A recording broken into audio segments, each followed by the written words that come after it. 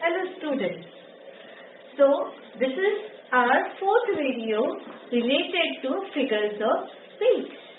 In the first video itself, I told you what exactly is figure of speech.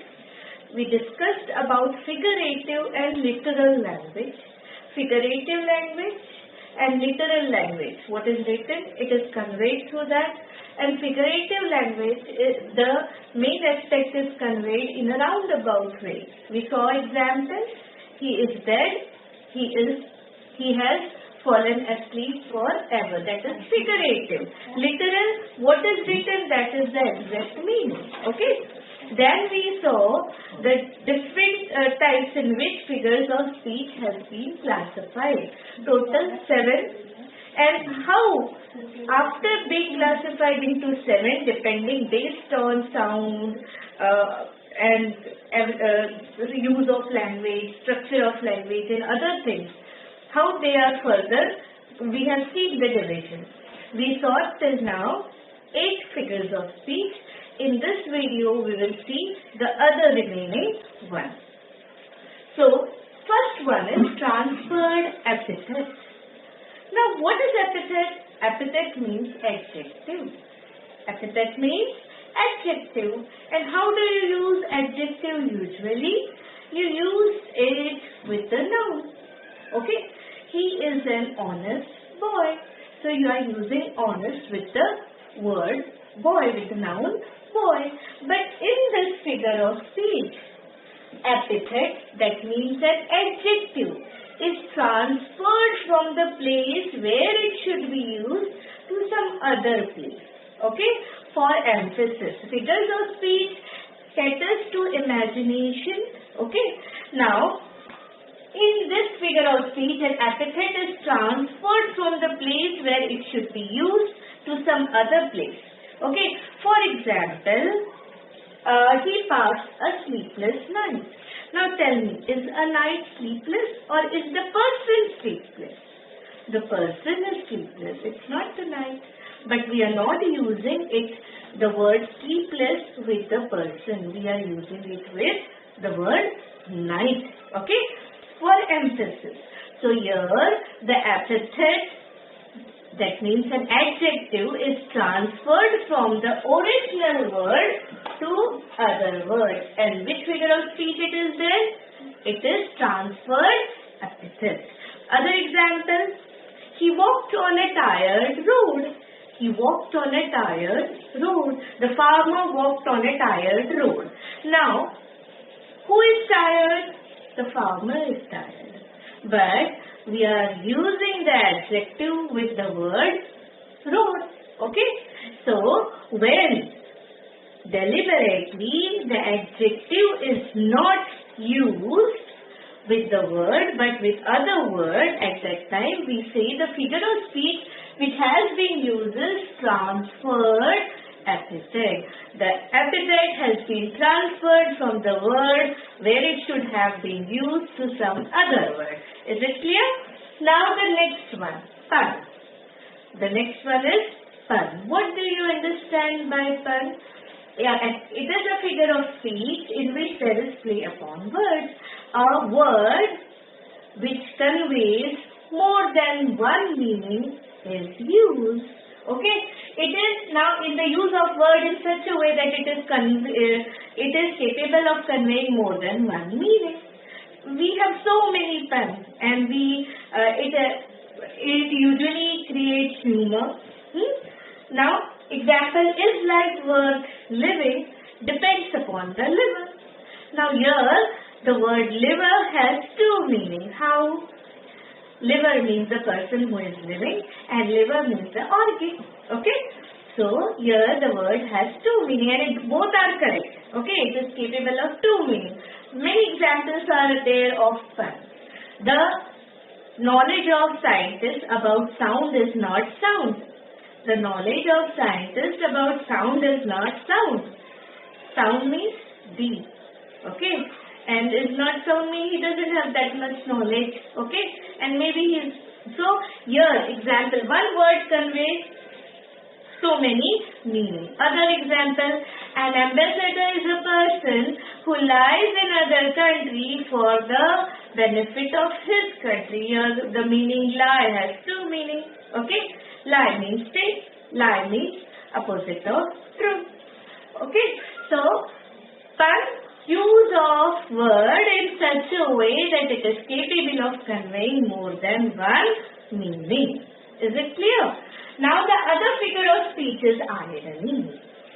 Irony, here what one has to say, one says just opposite of that. Okay, irony is a mode of speech in which the real meaning is exactly the opposite of what has to be conveyed. Give an example. With his usual punctuality, he entered the classroom after the teacher finished her roll call. Means he is late. But which word we have used? Are we saying that he is late? No, we are saying that he is very punctual. We are just saying what opposite of what we have to say. Okay. For example, when you have not scored well and your parents are scolding you, what they are saying? You have done really remarkably well this time. You know? So exactly what they want to say, that you have not done well in this exam, but they just say the opposite of what they want to convey. Which figure of speech? Irony. Which figure of speech it is? It is irony, where the real meaning, what has to be conveyed, is conveyed in an opposite manner. Exactly opposite is said of what is to be said. Okay. Next is inversion. Next is inversion. Here, the writer or the poet, he knowingly, intentionally, he put the words in, he doesn't put the words in correct prose order. What is the correct prose order? Correct prose order in English is subject plus verb plus object. Usually subject comes in front. But in inversion, deliberately, it is the correct prose order is not used. The prose order is not like subject plus verb plus object. It must be something else. Okay, so that to make the sentence more effective, to convey the idea in a more effective way. For example, an honest man Henry is. An honest man Henry is. Now, how should be the correct prose order? What is the correct prose order of this sentence? Henry is an honest man. But did we say in that way? No. We have changed the prose order. Here, verb is at last. Then we have here the subject. Yes? So, we are not saying it as it should be said. Okay? We are changing the prose order, the structure of the sentence. And at that such time, when we are changing the prose order, which is the prose order? Subject plus verb plus object. When we change the prose order to make the sentence sound something different, at that time we say the figure of speech used is inversion. Okay, so today we saw 4 figure of speech. And which were the 4 figure of speech we have seen today? First, transferred epithet. First one is transferred epithet. Epithet, an adjective. When an adjective is transferred from its original position to somewhere else in the sentence, at that time we say the figure of speech is transferred epithet. Is it clear? Now, pun. And as I said in my previous videos too, you should always remember figure of speech by the examples that are given, not by just memorizing the definitions of the given figure of speech. No, you will always remember if you learn figure of speech, if you just understand them by understanding the example given. So whenever they say about transferred epithet, which example you will keep in mind? That he passed a sleepless night. He passed a sleepless night. Or he walked on a tired road. The next one we saw today was pun. So what is pun? Pun is play upon word. Means a word which conveys two meanings is used. Deliberately, obviously. And it's a very easy example you can keep in mind. How one leads his life depends upon the liver. Liver has two meanings. Then the other figure of speech that we have discussed, irony. Irony, what is to be said? Just suppose it is said. Okay? So if you come late, instead of asking you why are you late, what the teacher is saying to you, you are very punctual. You always come on time. And you understand actually the teacher is saying just opposite to what is to be said. Figure of speech, irony. Okay?